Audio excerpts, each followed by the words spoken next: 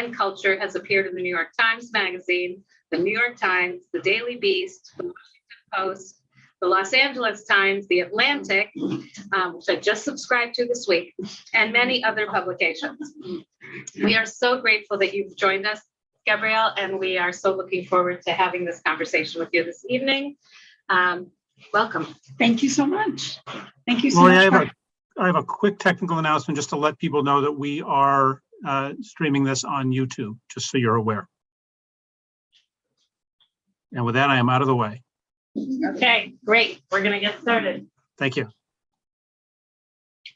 Hi, everybody. Thank you so much for having me here in person. I'm delighted to be here. It's one of my, haven't been too many in-person events for authors this year. So thanks so much for the warm invitation. I think you know that the book is about, it tells the story of an adoption that took place in the early 1960s in New York City. And it involves the story of a late friend of mine, David Rosenberg. The story involves tells the narrative of a late friend of mine, David Rosenberg, and his birth mother, Margaret Earl Katz, who got pregnant out of wedlock, as the term was described in those days. She was 16 years old. It was an era of a simmering sexual revolution. No sex education in schools, birth control, and certainly before, in the days before Roe v. Wade, That's the library. no legal abortion. Do you want me to wait for a sec? I'm just thinking, I wish I knew how to turn off notifications, because then I would be curious to do things.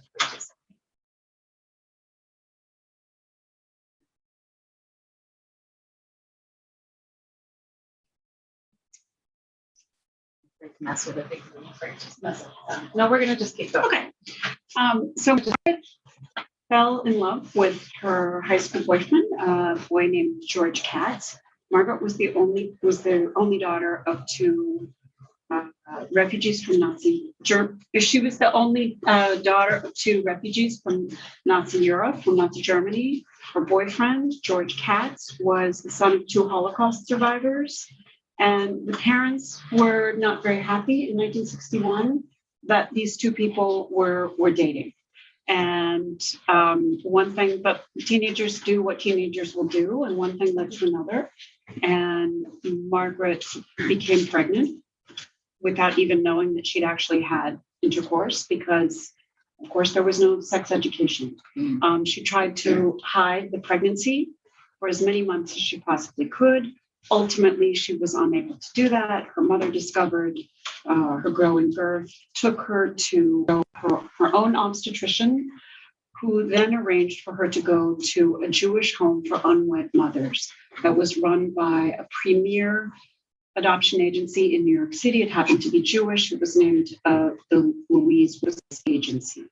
Adoptions in New York at the time were arranged by marriage, but not by marriage, but by the religion of the birth mother. So if a birth mother was Catholic, she was sent to Catholic Charities. If she was Jewish, she was sent to Louise Wise, and Protestants went to a variety of different Protestant agencies.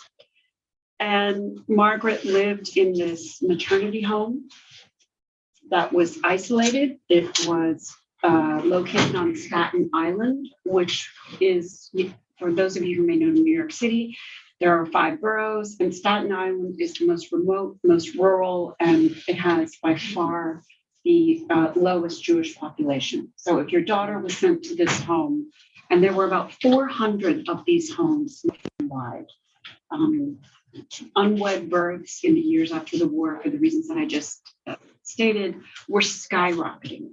In addition to the social factors that I mentioned, there was also there were growing opportunities for teenagers, certainly college students, to explore their sexuality.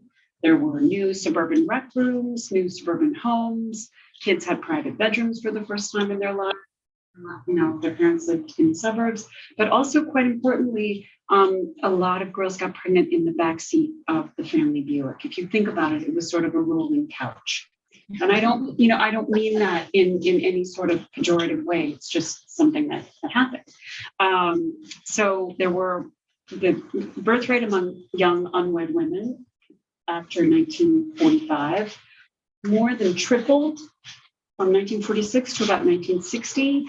And it was a complete scandal to have a child and be an unwed mother. Prior to the war, if you had gotten pregnant out of wedlock, your parents arranged for you to have a shotgun wedding, and that was the end of that. And behold, a baby would be born at full weight who happened to be 6 months premature. That option completely disappeared after the war because there was a growing middle class that white people could aspire to. It's important to remember that white men had the GI Bill and were able to go to college. They also had access to federal loans for housing in the suburbs. And having a daughter who had to get married when you have this glittering new life in the middle class was just simply not an option. And it was certainly not an option for Jews. It was a terrible shanda to have a daughter get pregnant before her wedding night. And so with that in mind, Margaret was an incredibly tenacious, optimistic, stubborn, very funny, loving young woman. And she was just convinced that she would marry her baby's father, George, and her boyfriend, the love of her life, and that she would somehow be able to defy the expectations of her parents, of her religious community, of social mores of the time, and even unbeknownst to her, New York state law, which made it a crime, a state crime, to have premarital sex, and especially premarital sex that resulted in the birth of a child. So, but Margaret didn't know any of this. Adoption at the time was something that was secretive, and this large number of unwed mothers, there were about 4 million, at least 3.7 million in the years after the war and before 1973. And the babies of those girls provided the means to family building for couples who could not conceive. And another important thing to know about post-war years was that if you couldn't have a child, you were, in the words of Betty Friedan, anybody here read the feminine Mystique in 1961? That actually came out the year that Margaret gave birth to the child she named Stephen. And as Betty Friedan said, if you couldn't have a child, you were a nobody. You were the only way to become a member contributing member to society, if you were a woman in those years, was to bear a child. And adoption agencies suddenly began to fill the void in making the matches between these unwed mothers and parents who were unable to conceive and who wanted to build a family. And nobody really knew what was going on behind closed doors. In the case of Margaret, who again was being, her pregnancy and adoption was being handled by Louise Life Services.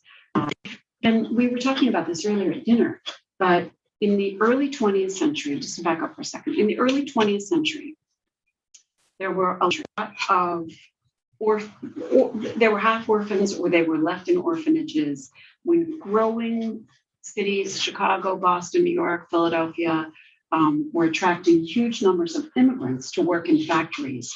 Many of those families were decimated by deaths due to disease of tuberculosis, cholera, there were cholera epidemics in the 19th century, but not in the late 19th century, but tuberculosis, diphtheria, pertussis, all of those things. If something would go through a single factory, men would contract the disease and die. And as the only breadwinners of their family, the family would then become destitute, and then even if they had a living parent, would be sent to orphanages.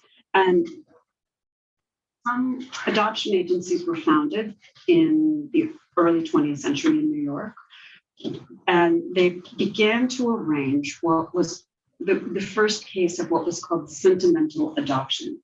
Up until the early 20th century, adoption had been fairly informal and generally took place if a child had been orphaned and a family needed a laborer or a farm worker. And suddenly, in the early 20th century, there was such a thing as a childhood. Children were living longer. Some families were having white middle-class families were having fewer children. And you could offer, if you were wealthy enough, you could offer a child who had been orphaned or abandoned or was destitute. You could potentially offer them a beautiful new life as a member of your family. So that's when adoption started to change. And it really began taking off in the early 1900s and really mushroomed after the war. And the years during which I write about Margaret and her son, who was adopted by two Holocaust survivors, Romanian, incredibly wonderful, loving Romanian cantor and his wife, the Rosenbergs. They, oh my gosh, I lost my train of thought. It's COVID. It's COVID. They adopted, where was I? Talking about the Rosenbergs. The Rosenbergs. The Rosenbergs who adopted David, adopted him in, they didn't adopt him until the adoption didn't get finalized until 1963. But, that's what I was going to say. The big years of adoption were from 1960 to 1969.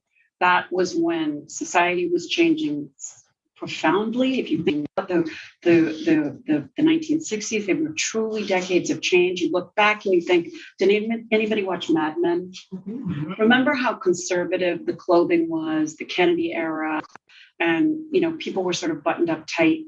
But it really wasn't under the surface. It was the Mad Men, I think, did a really good job of portraying how that era. LSD, they were exactly doing all of how things were changing. So this period of that I describe in the book, which involved, and I really go through and chronicle Margaret's life, but also David's life in retrospect. But I tried to put Margaret as a young birth mother who was desperate to try to keep custody of her child, had no understanding of what was happening to her, had no legal representation, was shoved into a maternity home, and really functioned like a low security prison. Her mail incoming and outgoing was read. Her phone calls and the phone calls of the other girls, there were about 3 dozen women in the girls in the homes of unwed Jewish mothers at any one time. And every single thing they did was monitored. And this was not unusual. I found documentation and spoke to many, many other birth mothers from across the country who shared similar experiences. In fact, one woman I know spent her pregnancy in a sort of low-slung hut. It wasn't really a hut. I mean, it was a couple of floors high, but it looked like a hut. It was in Phoenix, and it was surrounded by barbed wire. And so anytime Margaret was able to go out, she had to be chaperoned, and there was a basket of fake wedding bands for the girls to wear if they were ever going out. When she gave birth, she was not told what was going to happen. She had no preparation for childbirth, for labor and delivery. She was strapped down, knocked out, and wasn't even allowed to hold her baby. And still, she continued to try to argue for her parental fitness as a mother who was going to be able to care for her child. She and George was a very, very talented athlete. He had won a baseball scholarship to Ohio State University, and he was, at this time, let me think, she was 17 when she gave birth. She turned 17 in June. She gave birth to her son, Steve, who she named Stephen, in December. George, by this time, was 18, and he would go to arcades and use his pitchers on to win loot at weighted targets. He would get toasters, he would get cutlery, he would get Corningware, and they bring it home on the subway, they bring it home on the bus. He had a Polaroid camera that he got for his birthday, and they would take photographs of all of the kitchen goods that they were amassing and hiding under George's bed to try to prove to social workers, hey, we might be young, but we've got the stuff to have a kitchen. And still, it didn't hold water. Finally, by the time Margaret was a couple weeks shy of her 18th birthday, she would have been a legal adult in New York. And again, she had no legal representation throughout any of this process, had no understanding of what it meant when social workers would come to her and say, sign surrender papers, sign termination papers, their adoption papers. She had no understanding of what this meant. She just knew it was sort of bad, and she didn't want to. So ultimately, when her son Stephen was 5.5 months old, she was almost 18. She was led into a room. She was able to go visit him, and George was taking pictures of their son for the second time. It was the second time they'd been able to see him. They were able to hold him at a city welfare office in downtown Manhattan. She was led into a separate room. A social worker sat her down and said, a diplomat wants to adopt your son this week, and you have nothing to offer him. You're a teenager, you've got nothing, and your son is going to have this great, wonderful life if you don't sign these papers. And she said, I love my baby's father. I love my son. We're going to get married. We're planning to elope. Please just, give us some time. And the social worker said, if you don't sign these papers, I will send you, we can send you to June. And that was the last straw. So she did sign the papers, and her son disappeared into a system that really was as effective as witness protection. Secrecy laws were the realm of the day throughout almost every state except for Alaska and Kansas.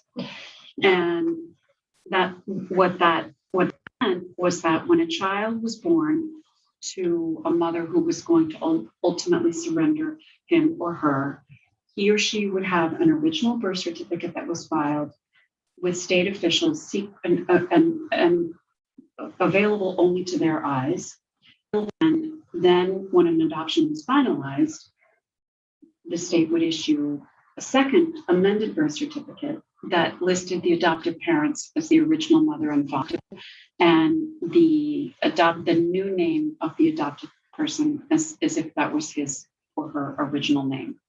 And those secrecy laws were put in place to try to protect the child from the taint of illegitimacy. In fact, in some cases, in many states, the term bastard was written on a child's birth certificate as identification that he or she was going to carry with him throughout life.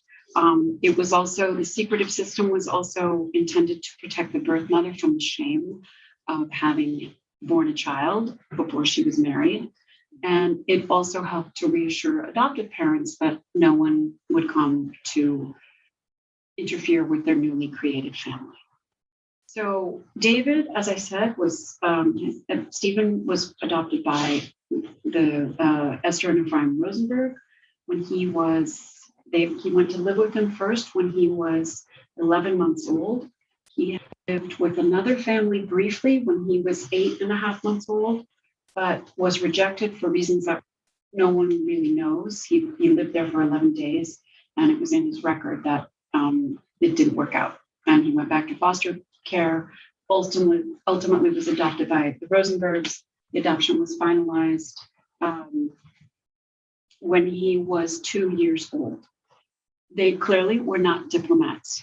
The Rosenbergs were extraordinary people, full of love, showered their son with every possible advantage. They didn't have a lot of money, but this sort of there was a dual system that many adoption agencies at the time partook in, which was to create fiction for both parties, both the adoptive parents and also for the birth parents. So Margaret was led to believe that her son was going to go live in embassies around the world, and as some of her reassurance throughout the rest of her life, she would think for the following decades, she would just try to imagine her son in growing up in luxury in embassies in Spain or maybe in Israel or in Italy or France.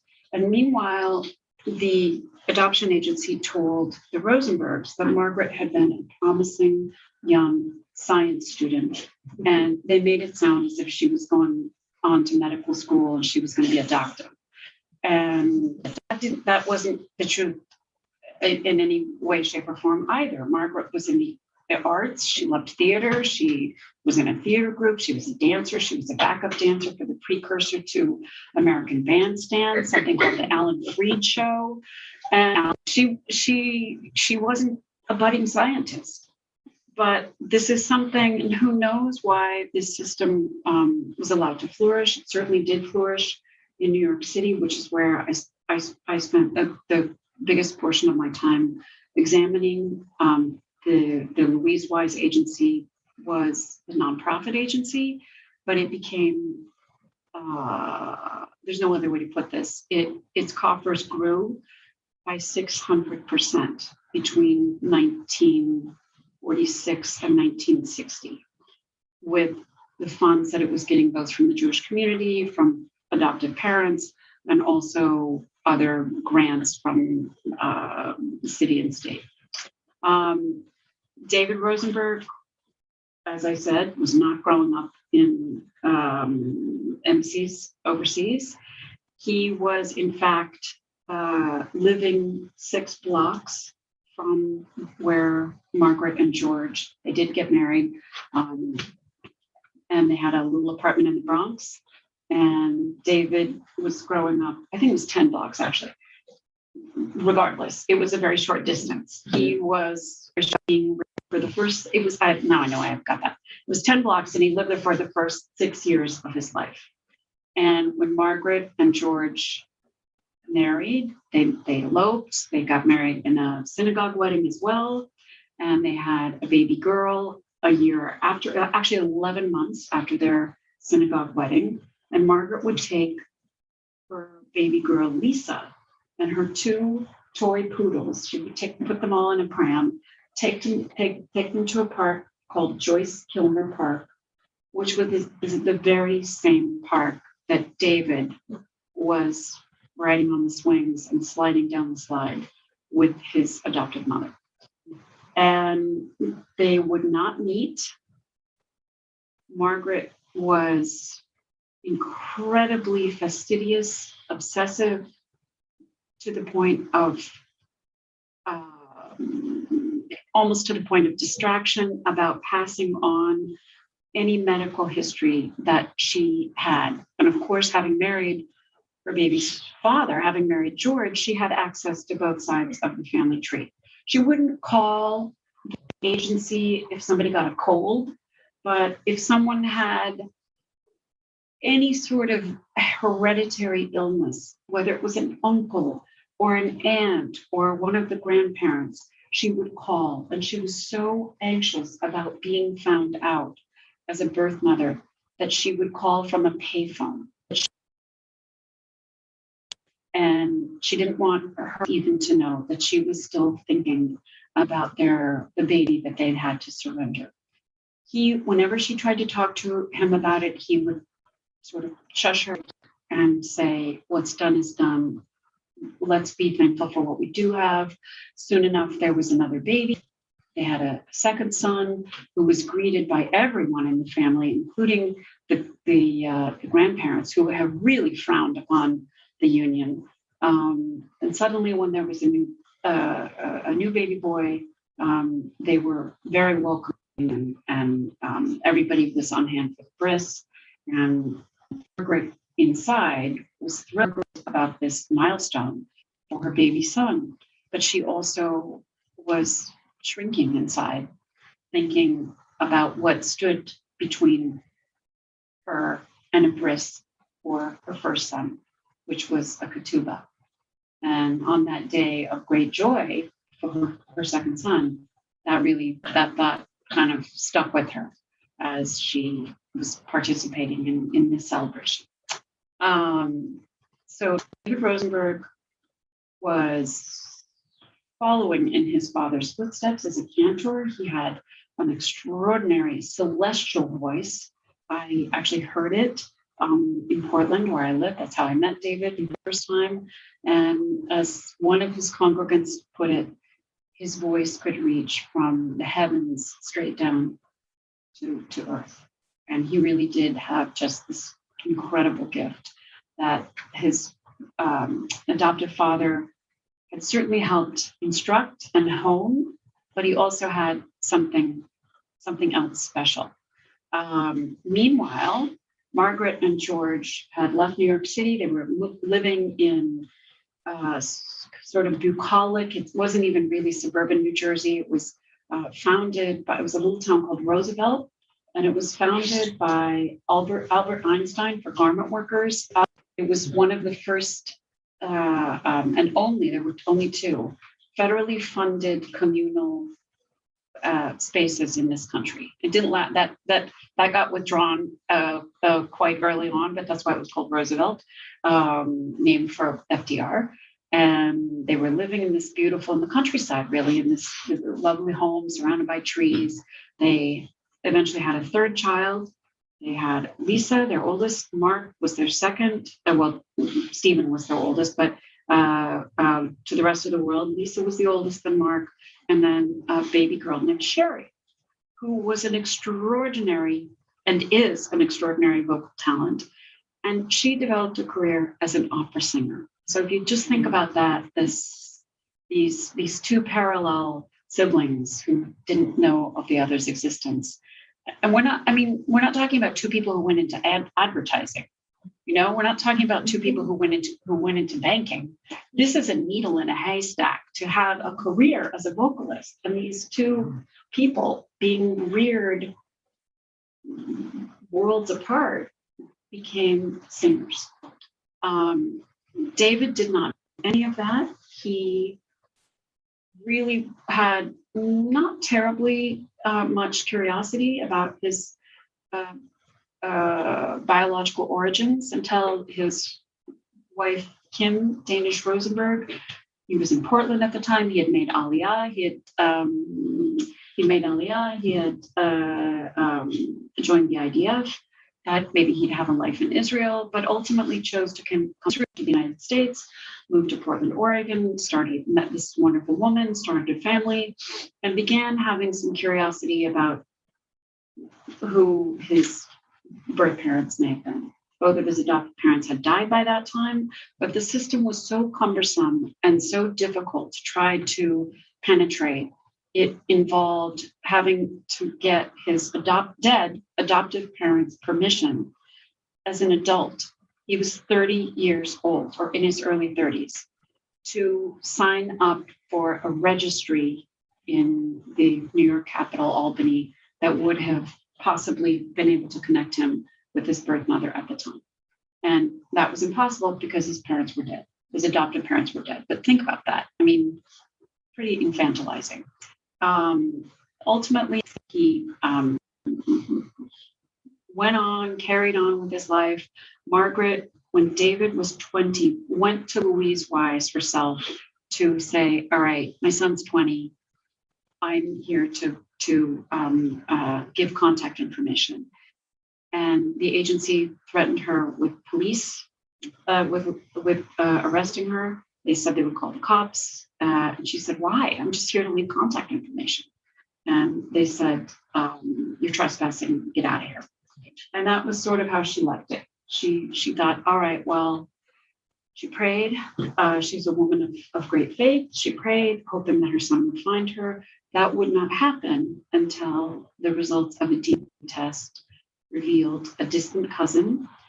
David took a DNA test in 2013 for his birthday. A couple of weeks later, maybe a month or so later, he had an email in his inbox from a distant cousin named Sandy Baumwald, who is in Athens, Georgia, and is a real family genealogist. She sent him an email, saw the match, and said, "Hey, cuz, do you know anything about great great grandpa Shlomo?" Or something like that. And he wrote back and said, "You're the first relative outside the first blood relative I've ever spoken to. I'm adopted." She wrote back immediately, "Do you want me to help you find your birth mother?" She was an attorney, and she happened to be also an intermediary for the state of Georgia, who was very, very gifted in being able to locate birth families for adoptees who were searching. So what are the chances, right, that the one relative you match with on 23andMe happens to have this skill? And he was very, very, very cautious and said, "I don't want to interfere with her life. I don't want to intrude. I don't want to be a rude interruption."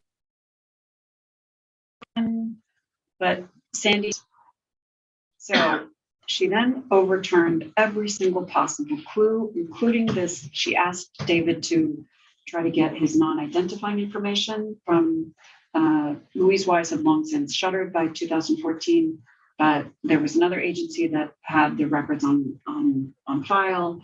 Got his non-identifying information, and lo and behold, there was this fact that said your birth mother, was a budding scientist who went to a prestigious science high school in New York City. Well, she didn't go to, there are two very prestigious science high schools in New York City, Stuyvesant and Bronx High School of Science, but she didn't go to that.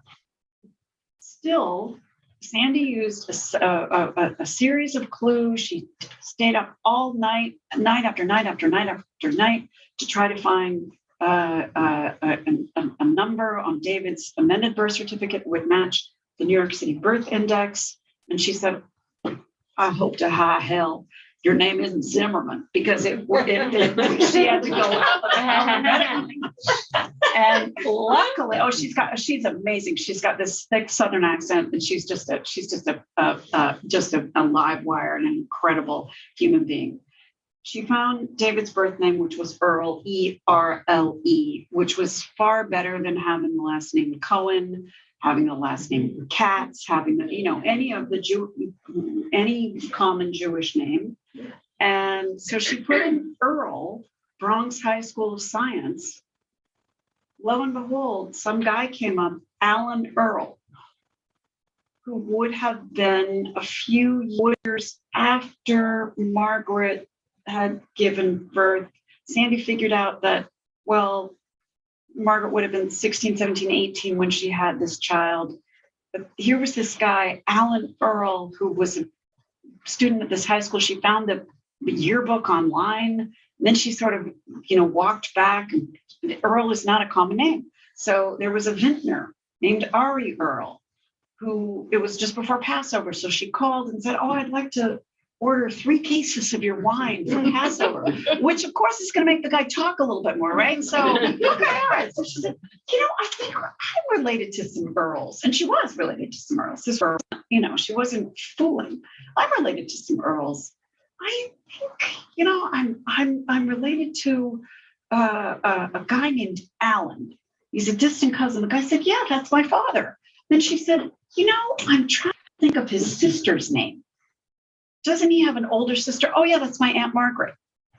So within minutes, after 3 weeks of this painstaking search of a Jewish mother who had been in trouble, she was able to find Margaret on Facebook. A lot of birth mothers from this era who hope that their children will find them and again, this is 2014, 2021. So many more people partake in DNA testing now. But that was not so obvious or evident in those early days. So many birth mothers would put their full names, using their maiden names on Facebook. Margaret hadn't used her maiden name since she was 19 years old in 1963. But in the back of her mind, she thought, well, maybe. And it everything matched. There was a cleft chin. David had a cleft chin. She had put something, Dear George, on the anniversary. Her husband had died. And David, by the way, also had, I'll get to that in a minute. Sorry, I'm ahead of myself. But her George Katz had died, and she put on the anniversary of his death, I can't believe it's been 13 years since you left us. You're the love of my life. Georgie, I love you. Love always, Margie. She just, posted, that on Facebook. And Sandy thought, oh, that makes sense. Love of my life. Oh, I've loved you since I was 15 years old. That's what she said. So that made sense. All of this added up.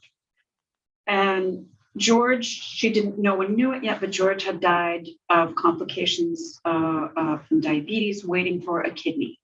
And I was a newspaper reporter in Oregon, in Portland, Oregon, in 2007. And I was assigned to cover a story about David Rosenberg getting a kidney from a fellow congregant, a friend and a fellow congregant.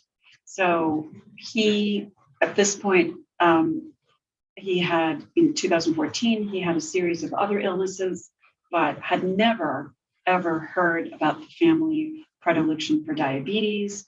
He had never heard about many of the other illnesses that had befallen his father, and that from which David also suffered. He had not very much time left, and finally picked up the phone at Sandy's urging and said, "You've got nothing to lose. Here she is. Pretty sure this is her."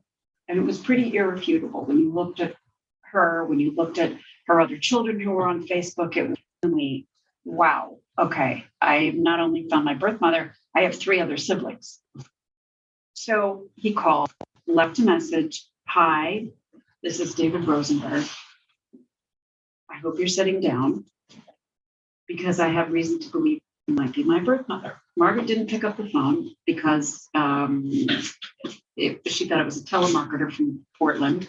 She listened to it the next day, called him back, and Margaret and David were able to meet 3 months before he died of some of these very illnesses that she had spent her life trying to warn him. And when he called to tell them that he had located his birth mother and that she and his baby sister, the opera singer, were coming to meet him in Portland, he said, "Are you sitting down?" That was the first thing he said. "Are you sitting down? I found my birth mother." And his voice was really barely more than a whisper. He had an advanced form of thyroid cancer at that time. That was a very lethal form called Hurthle cell carcinoma. And we had a conversation about the meaning of all of this. And he was very specific and said, and I had written a story about the kidney donation that had prompted 7 other people to donate kidneys. He had hoped that maybe it would lead him to go viral and would lead him to his birth mother at the time in 2007. That didn't happen. A lot of other people donated kidneys, but it didn't lead him to his birth mother at that time. And he said, you know what to do. I know you have the skills as a reporter, as an investigator, to examine the secrecy laws that have kept us apart for 52 years. There's no reason that this should have happened. That didn't take anything away from the immense love that he had for his adoptive parents, his extended adoptive family in Israel, in New York, who he adored and who adored him and accepted him so fully as a part of their family. But he also he had question marks about his origin story, how he got to the earth, who his biological relatives were, certainly his medical history. And that had been due to this secretive system that had been denied him. And David died November of 2014. And ever since then, I for the next several years, I really investigated this secretive system. And I spent a lot of time looking at Margaret's story, putting it in the light of the social and cultural context of the time, and why we continue to have these secrecy laws, which is really the big takeaway from the book. There are only 10 states in the country that allow adoptees, that grant all adoptees open access to the documents that tell them the moment they arrived on the earth, give them their original name, their birth mother's name, and I believe that should change. I think adoptees everywhere should be entitled to have access to that. So that tells pretty much the story of the book and why I wrote it. And Did Margaret know of the book? She's alive? oh gosh, yes. Oh yeah, we collaborated for very, very close friends. And in fact, she's the kind of a person, she's such a loving Jewish mother. The last time I was on a flight, my flight was delayed. She was, where are you? Texted her. Where was I? I was in Seattle. What row were you in? I mean, she literally looked at the seat chart, and said, if you go back to row 35 right now, it's still empty. You can get a seat to sleep on the way home. So if I go to the eye doctor, she's call me. You didn't text me to tell me what the eye doctor said. So yeah, so she's very close. Yeah. And are there other 3 children also with kidney disease? No, they did not. That did not befall them. So David was living in Portland, or no? He was living in Portland, and she was living in New Jersey. Yeah. After his life in New York, his family moved. His father, as a cantor, moved to Toronto.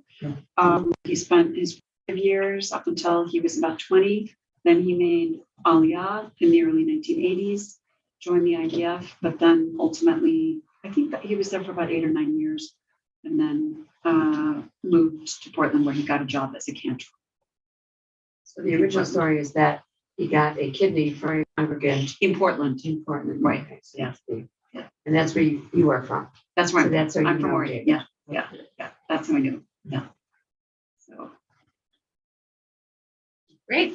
I want to invite people who are joining us virtually, those on Zoom, post questions into the chat, and I'll be happy to read your questions to Gabrielle. Is there anyone else in the room who has a question in the meantime? Was a Louise Wise the adoption agency? Was that they've got a lot of publicity about the triplets?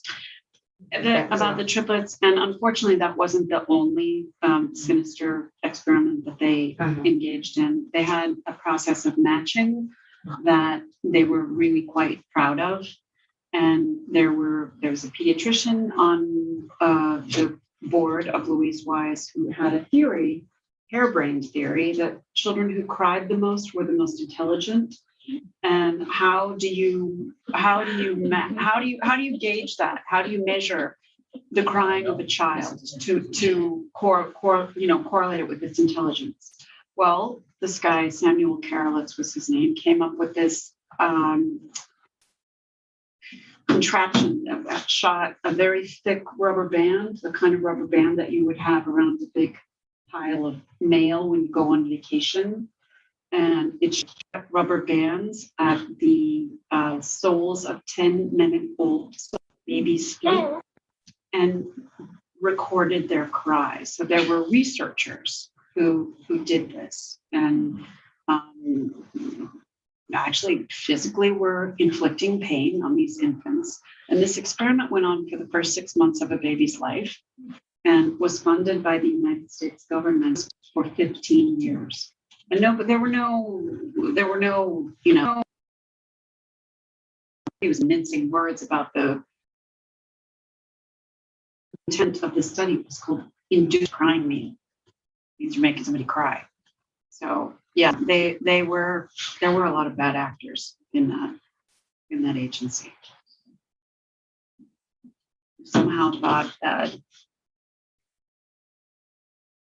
science, because I always have the question, how could Jewish doctors do this to Jewish babies in the years after the war, after what happened in the concentration camps, after what Mengele did to twins? And no one can really, we can't go back and see what was in their heads, but The one thing that I could think of when I talked to ethicists about this, the one thing that sort of cropped up is that maybe they convinced themselves because they were doing it in a hospital and because they had funding from the United States government, it was kosher. We'll Was never he know. put into foster care immediately when he was born? Yes, and they did. At Louise Wise specifically, they liked to keep babies in foster care to observe them for at least 6 months, but oftentimes longer. And they were also measuring skin tone, the color of skin to see if the baby would potentially darken and might not match. See if the father was black. Yes. The father was other than white. Right. But they used to justify keeping babies in foster care for 12 months when they could have been, when there were families very eager to accept babies of any appearance. So, I have a question from the audience. I'm going to start with that. Do you know whether either Margaret's or George's parents sought advice from a congregational rabbi after Margaret became pregnant? If so, do you know what advice they received? if they did, I don't think they would have. That's a great question. The first time I've ever received that. I think this was such a shameful occurrence that nobody would have been openly seeking advice in order to keep things quiet. So I would doubt it, but it's a great question. Harold. I think you stated that there were only 10 states that had reformed their policies about helping birth mothers and children find each other. Is there a particular reason that the other 40 have not, or other than inertia? That's also a great question. Inertia is a big one. Also, in many states, in Maryland, for example, which is a blue Democratic state, just this year, in the spring of 2021, lawmakers rejected a bill on the grounds that it would open up wounds for birth mothers and it would potentially damage their reputations. We're talking about women who are 80 at this point. And the vast majority of birth mothers in states that open and allow birth mothers to redact their names from an original birth certificate is one tiny fraction of 1%. So this is, in my opinion, this is sort of re-embracing the shame of that era in which it was scandalous to have a baby out of wedlock. So, but that's a great question. Gabrielle, what has been the response within the adoption community to the book? Adoptees, for the most part, adoptees and birth mothers, for the most part, have been very welcoming, exceptionally welcoming of the telling of this story. Adoptive parents, also for the most part, have been really receptive. I've had a few people who have, both adoptees and adoptive parents, who have said, that's not how I have experienced this. But I don't try to say it's how everybody experienced this. So, and one birth mother wrote to me to say that she had conceived as a result of rape and she wanted nothing to do with the child that was the result of that violence, and that I should have kept that in mind. I still argue that everyone has the right to know their origin story, regardless of how painful those details might be. I wrote back to her that way, and she said, "You're wrong," but she's entitled to that. So we have a lot of adoptive parents here with us this evening and on the screen. I'm curious if, your reaction, if you were able to read the book. If you haven't, you should. And what your reaction is to the story. So mine wasn't so much as an adoptive parent. Shortly after my oldest was born, my mom shared with me that my great aunt was a birth mom. And this could have been her story as I read it. It felt very much like she could have been Margaret. I don't know her story. She passed away shortly after that. My youngest son is named after her. But I'm like, this, I don't know. Like, and there's nobody to ask. That generation is gone from our family. And so it was interesting to be like, oh, that could have been her story. I wish I knew. Yeah. Yeah, thank you for sharing that. Are there states where courts now will appoint public guardians to represent pregnant girls who will want to keep their babies, but whose parents want the babies to be given up for adoption? That's a really great legal question. I think it depends on the state. And I know there is a move in several states to have attorneys represent young birth mothers.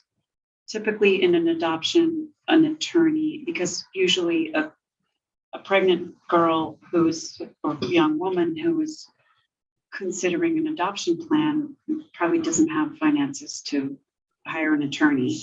And oftentimes the adoption attorney who's representing the adopted parents also represents the young woman or the woman. And that there are a lot of people who say that Conflating the needs. exactly. Yeah.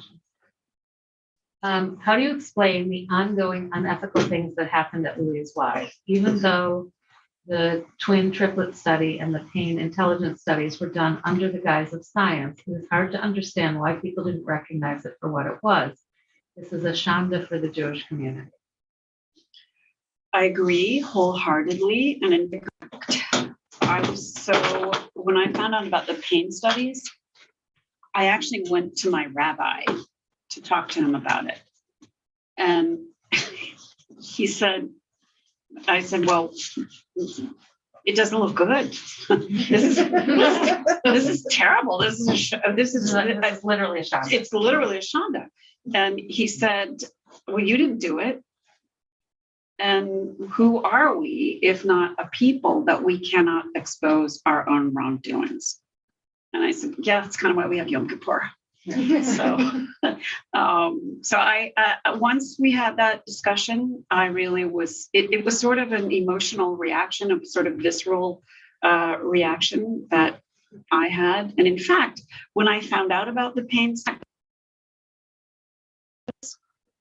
activists were the ones who they approached me with the information about this, and my first reaction was, oh. I'm Jewish. This is horrible. And they said, we're glad you are. We know you are. And we're glad you are because it would be awkward, even more awkward otherwise. So does that make sense? Mhm. More questions here?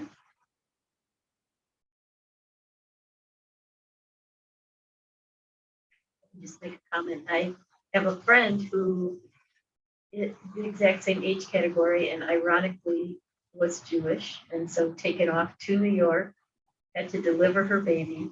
It was whisked out of her arms. She had to come back to Chicago, and she ended up going on to college, and so did the man who was the birth father, and they ended up getting married and having 3 more kids. And the one thing I remember about the story is that her 3 kids were irate when they found out she had, that they weren't really the first, second, and third. Mm-hmm. And the oldest, who I thought she was the oldest, was no longer really the oldest, Mm-hmm. and sort of displaced the kids. So they were pretty angry, but she also said she really felt it much more than her husband did. Mm-hmm. And she did. I can't remember how she got, but she did. And both of them are doctors, and the birth child was a doctor. Wow. Wow. And the birth child did not want to ever tell her adoptive parents because she thought it might hurt them. So Right. they have this secret relationship. Like they're having an affair. Yeah. Yeah. Yeah. That's fairly common. There's a woman I know in New Jersey who read the book, was not terribly curious about her origin story, but she thought about it, and she was born in a state and did have access to her original documents. So this year she embarked on a journey to find them. She was able to obtain them within a couple of weeks, had an unusual, kind of like Margaret, her birth mother had a very unusual name. She did a quick Google search, found that the woman had died in 2018 in an obituary, and also the woman had used her maiden name throughout her entire life, sort of as a signal potentially for her daughter to find her. And it said others include, a daughter and a son, naming the daughter and the son. So she waited for the holidays to pass. She was going to do it before Rosh Hashanah, but then thought, no, I'm not going to spring it on them. And waited. Finally, at the end of September, she reached her half brother at his work email. Within 10 minutes, he wrote back and said, "Dear," let's call her Susie.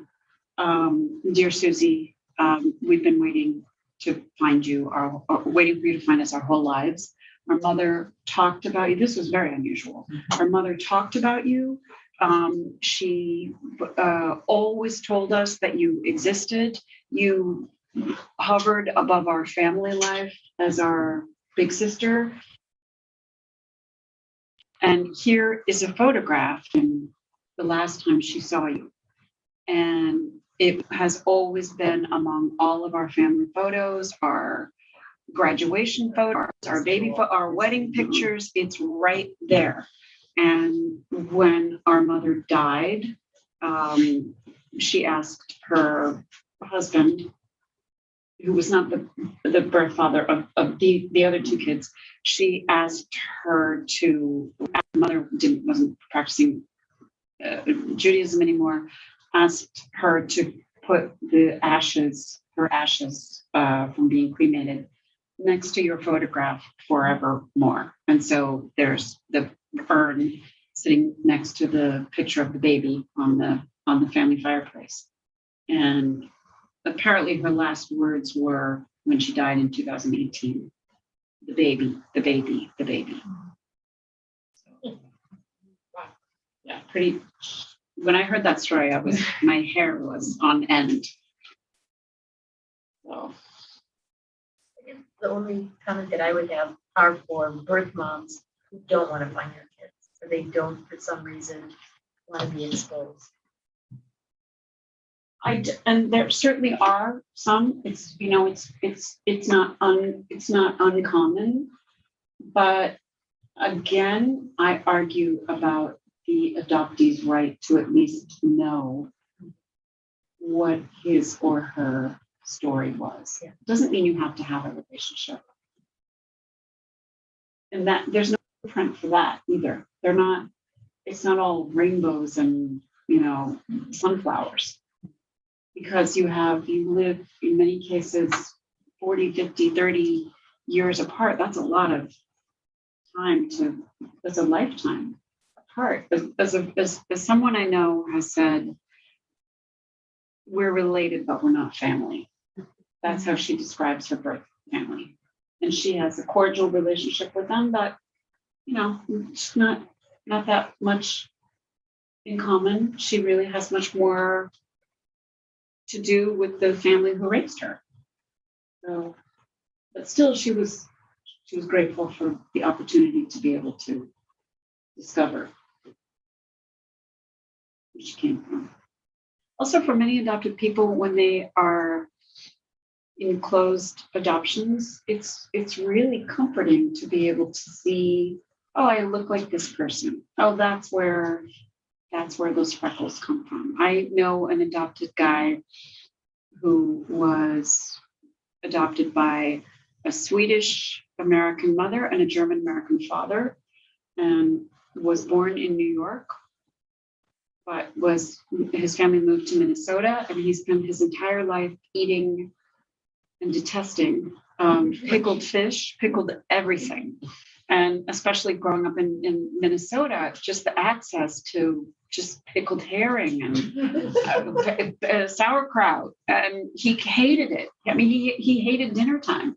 And when he was in his late 20s, he hired a private investigator, reunited with his birth mother, who happened to be Sicilian American, and he found out that his birth father was a Hungarian Jew. And so the one thing that my friend always liked was really, really, really hot pepper, just hot peppers on everything. And that explained it. It was the Hungarian Jewish part and the Sicilian hot peppers on the pizza. I mean, who wouldn't prefer pizza to pickled herring? But lutefisk, exactly. But If you don't mind, I want to make one distinction between, because you said about the 10 states that have the unrestricted access. I just, for clarity for people that, what the state does, that's regarding the original birth certificate. But agencies are helpful in helping people make connections. So in the other states, they may not be unrestricted, but people are able to potentially have access to their original birth certificates. But that's not restricting people from trying to find each other. Most states allow people to try to find each other through agency assisted services and mutual consent. So I just wanted to, the distinction between the birth certificate being released and the ability for people to find each other. Those are somewhat separate. In Illinois, we have the confidential. Yeah, many states have state registries and search programs and agencies facilitate. But you also have to, let's say you're Margaret, for example. Margaret gave birth in New York, moved to New Jersey, and was unaware of the registry that was on page, B26 of the New York Times. When the registry was active. And also agencies have shifted their role, shifted over time. I know so many people who were adopted from this post-war era, even up through the early 1970s, where agencies were actively I'm just today. Yeah, I'm just talking about today. well, That even you don't have to. Agencies do searches of the other person registering, so you can seek somebody out and explain that you're searching for them. Are they open? So you don't need the registry to do that. Yeah. Right, but also I think it depends on the tenor of the state in which you live.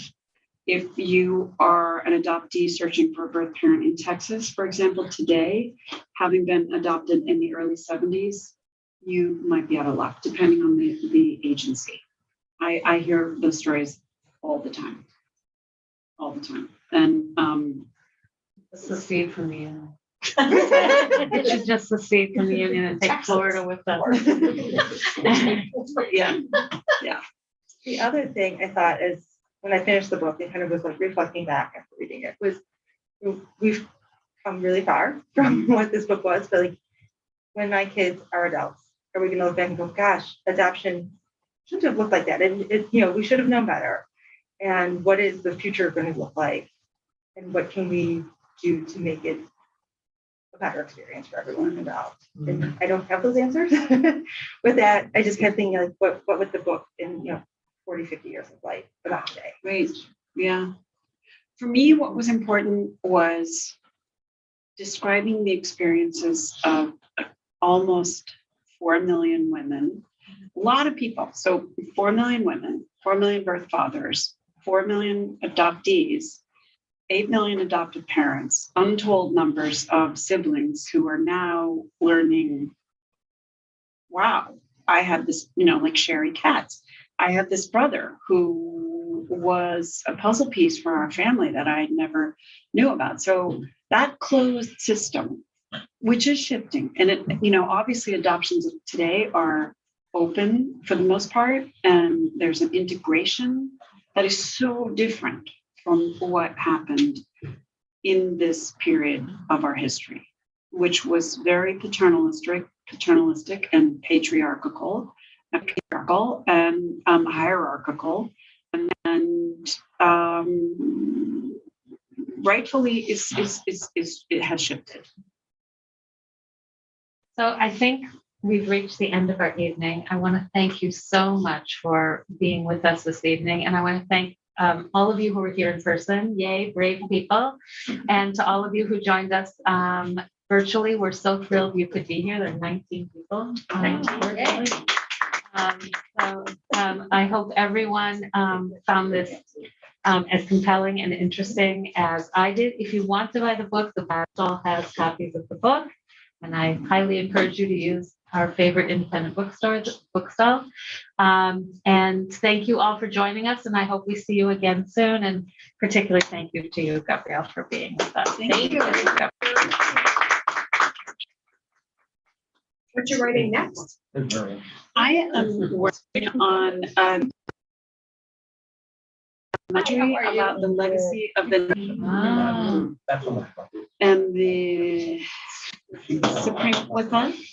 I just started hearing and Yeah.